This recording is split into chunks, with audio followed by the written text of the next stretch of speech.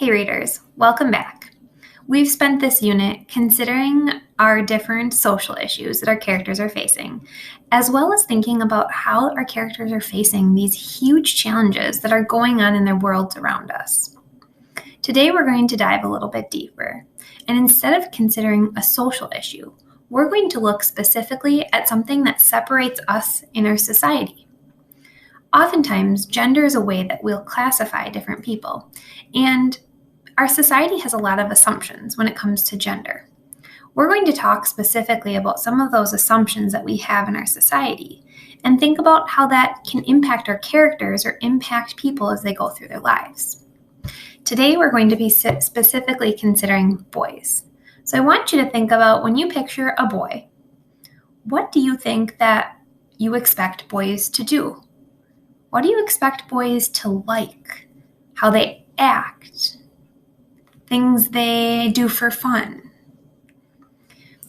Maybe you already have some images popping up in your head. This is perfect because it's going to help you to engage in our conversation as we go along and reflect on our assumptions about boys as a specific gender. Now, here's the first question I want you to think about. If you think about our society, how does our society think boys should act or behave? Think specifically about what everyone thinks about boys in general. You're going to answer the question that pops up now and do a reflection.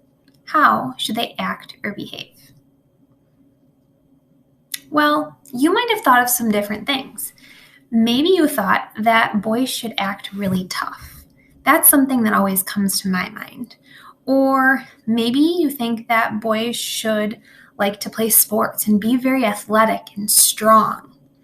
Maybe you think that boys should behave and be really tough, so maybe that's that they aren't supposed to cry. Now, we know that these are assumptions. These are things that are not true of all boys. But oftentimes, our society will expect these things of a group of people because of the way we think about them. So let's take some time to reflect on another question now. What pressures do you notice that boys have?